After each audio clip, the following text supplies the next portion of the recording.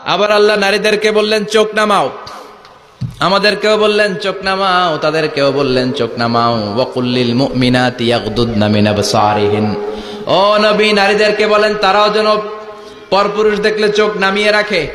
ওয়া ইয়াহফাজনা ফুরুজাহুন্না, তারা যেন তাদের প্রাইভেটসকে হেফাজত করে।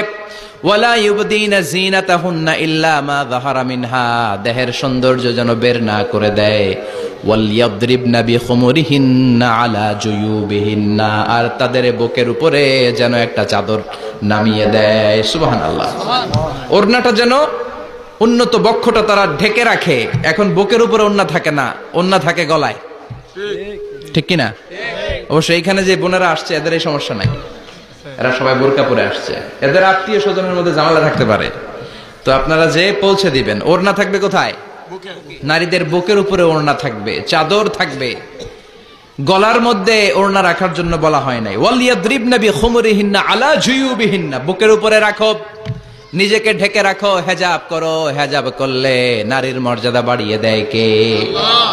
সম্মানিত বোনেরা, নারী স্বাধীনতার কথা যারা বলে টেলিভিশনে, এগুলো শুনে আপনারা ভড়কে যাবেন না, এগুলো শুনে আপনারা পাগল হবেন না। মনে রাখবেন, হেজাব আপনার অধিকার, হেজাব নারীর অধিকার, এটা নারীর সৌন্দর্যের প্রতীক। হেজাব নারীর আভিজাত্যের প্রতীক, হেজাব নারীর সৌন্দর্যের প্রতীক, আভিজাত্যের প্রতীক, তার রূপের প্রতীক। এটা তার অধিকার। চিৎকার করে বলেন ঠিক কিনা? আপনাদেরকে প্রোটেক্ট করার জন্য, আপনাদের সিকিউরিটি এনশিওর করার জন্য আল্লাহ তাআলা হেজাবের বিধান দিয়েছে। চিল্লায় পড়েন সুবহানাল্লাহ। এজন্য নারীর সম্মান, নারীর মর্যাদা রব্বুল আলামিন হেজাবের ভেতরে দিয়েছে। আবার নারীর মধ্যেও হেজাবের তারতম্য আছে না নাই? যাদের বয়স বেশি তাদের হেজাব কম, যাদের বয়স কম তাদের হেজাব বেশি। সুবহানাল্লাহ, কি ব্যালেন্স! কিন্তু রাস্তায় দেখবেন নানির হাতে হাত মোজা, নানি নাতনি, নানির হাত মোজা আছে, পা মোজা আছে, গায়ে বোরকা আছে দুইটা, সাথে ষোড়শী অষ্টাদশী তরুণী তন্নি যুবতী নাতনিটার বুকের মধ্যে কাপড় নাই, গলায় আছে ওড়না, আছে না নাই? তার মানে পুরাই উল্টা। দরকার ছিল নাতনির হাতে মোজা, পায়ে মোজা, দুইটা বোরকা, নানির গায়ে কাপড় না থাকলেও সমস্যা নাই। হালকা কাপড় পরে নানি বের হইছে, সমস্যা নাই। কোন রকম চাদর গায়ে দিয়ে নানি বের হইছে, সমস্যা নাই। কিন্তু নাতনির গায়ে বোরকার দরকার আছে না নাই? হাত মোজা, পা মোজার দরকার আছে না নাই? মা মেয়ে বের হয়েছে, মায়ের গায়ে দুই বোরকা, হাত মোজা, পা মোজা, মেয়ের গায়ে কাপড় নাই, হাফ নেকেড, আছে না নাই?